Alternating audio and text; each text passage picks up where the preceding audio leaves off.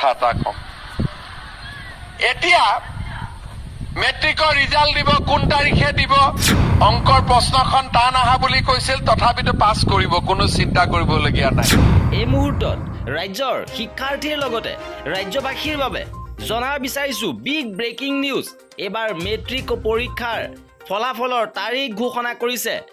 শিক্ষাৰ্থীসকলৰ বাবে মুখ্যমন্ত্ৰী হিমন্ত বিশ্ব শৰ্মাই কেইবাটাও বৃহৎ ঘোষণা কৰিছে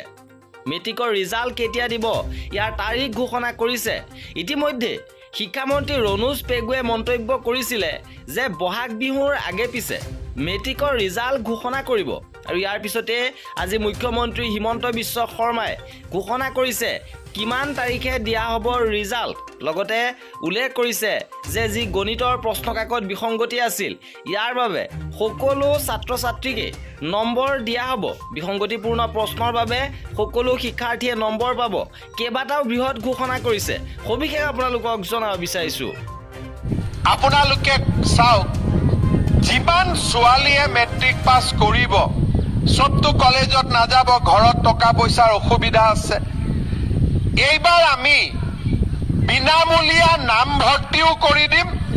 আৰু কলেজত যোৱা ছোৱালীজনীৰ বেংক একাউণ্টতো মামাই 10,000 টকা সোমাই দিব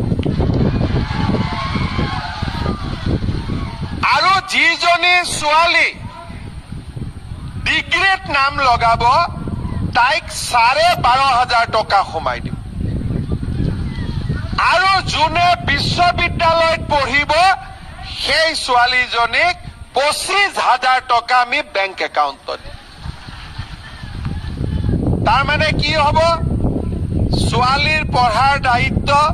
মামাই ল'ব ল'ৰাৰ পঢ়াৰ দায়িত্ব দেউতাক মাকে ল'ব হ'ব নে ল'ৰাটোৰ ময়ে ল'ব লাগিব মই আকৌ ল'ৰাকেইটাৰ পুলিচ চাকৰি দায়িত্বটোহে লৈ আছিলো যে জুলাইত দৌৰক বুলি সিহঁতে হয়নে নহয় কি বাটা কি কৈ আছ তহঁতক দিব লাগিব তহঁতক বুলেটে দিব লাগিব ছোৱালীক স্কুটি দি তোক বুলেট দিব লাগিব ৰহ তহঁতি আকৌ বুলেট দিলে পিছত ছোৱালীহে উঠাবি মা দেউতাকতো নুঠাও যি লৰাই কবি